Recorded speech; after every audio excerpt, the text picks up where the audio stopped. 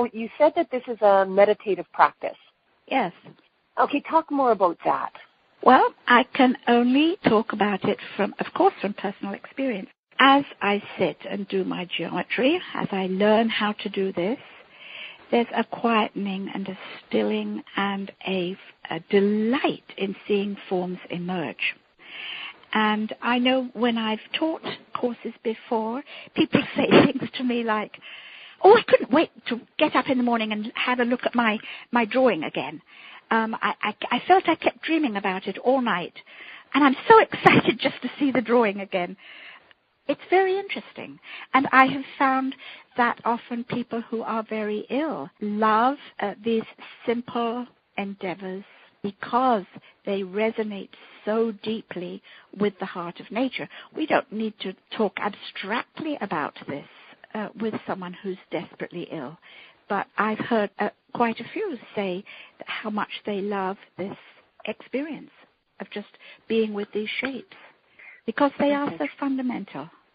So if, I'm just going back to like the meditation practice, so the actual practice is sitting down and doing geometry with a compass, a straight edge, and just sitting and doing geometry. Do you have, like, are there certain patterns that you do? Are there forms that you, like any kind of instructions? Like, what would it look like if I watched you practicing this? What would I see? Well, it depends which part of my practice, because, of course, as a teacher, I introduce things in a certain way, and then as I do my own geometry, I sit down at my desk, which I have cleared off, and I start working, depending on what I'm trying to understand and engage with. But, you know, when I start teaching, I will often start by talking about or asking if anybody knows about the 7 female liberal arts. Do you know about that, Danita? No, I don't. I've heard you mention them before, but I don't know them. Why don't we start there? Okay. Right. Well, it is really quite exciting because there's something else I've learned in the last 8 or 10 years. I knew vaguely about them, but I didn't really explore them. And they're hard to explore because there hasn't been that much written about them. But I discovered them through exploring a particular doorway at Chartres Cathedral.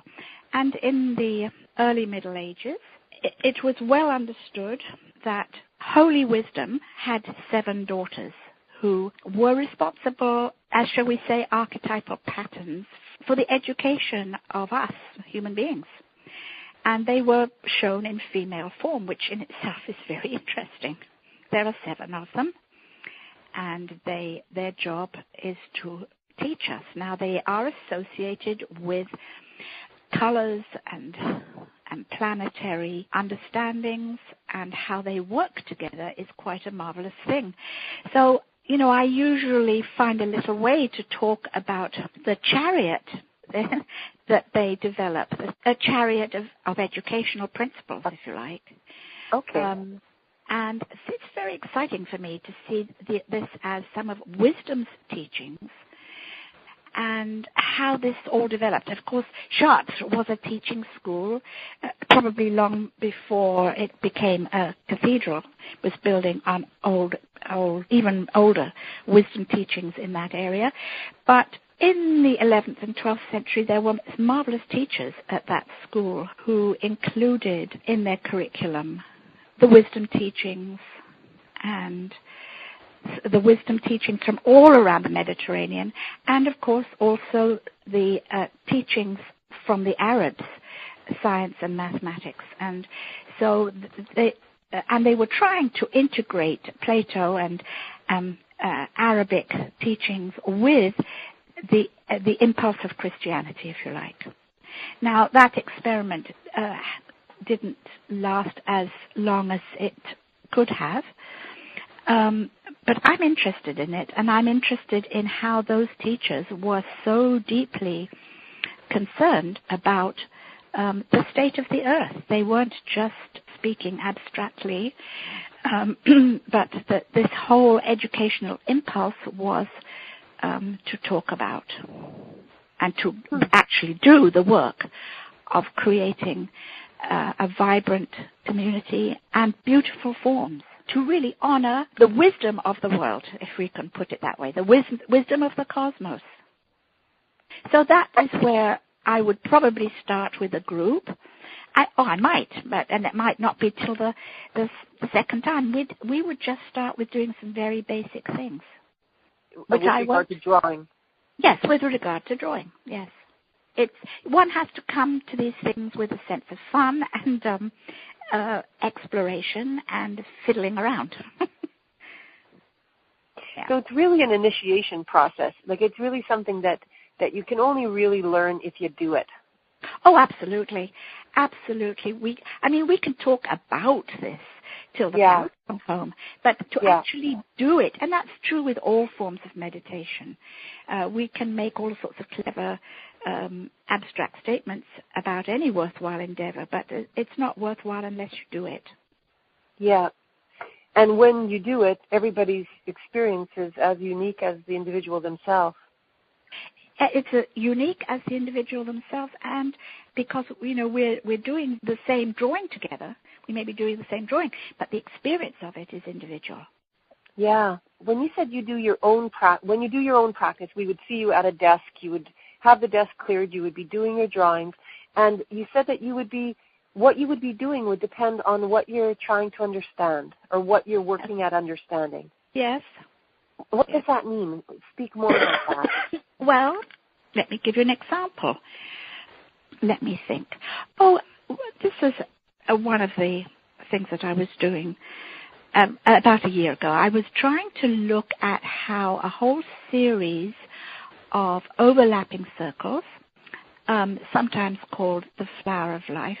First of all, how to draw them. It can be quite confusing after a while of drawing these many overlapping circles. You can lose your bearings quickly. I found I could lose my bearings. And then, like twirling. Pardon? It's like twirling. Yeah, in a way, yes, but I lose my bearings on the page. I sort of forget where the overlap is going, But it does feel a bit like twirling, yes. So, that in itself takes some effort. And then, how interesting. This is how, from this actual basic shape, I can see a cube developing. Now, this is what happens with our eyes, and people who practice any art form know this. You begin to see shapes, embedded in shapes. You begin to see them.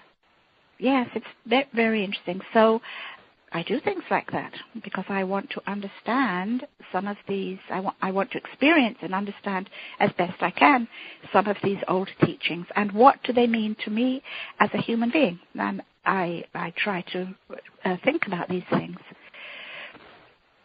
And why you? Like, why do you think this dream came through you? Like your very original dream? Oh, that's a very big question. I don't really know the answer to that, Danita.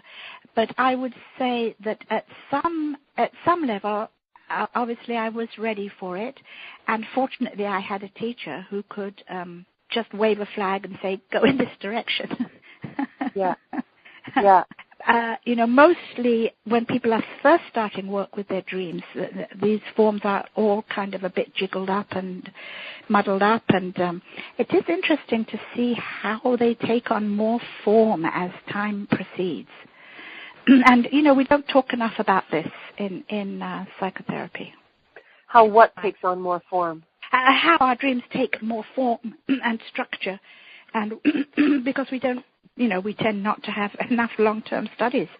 Psychotherapy has been switched into 6 brief sessions, to accommodate insurance programs and so on.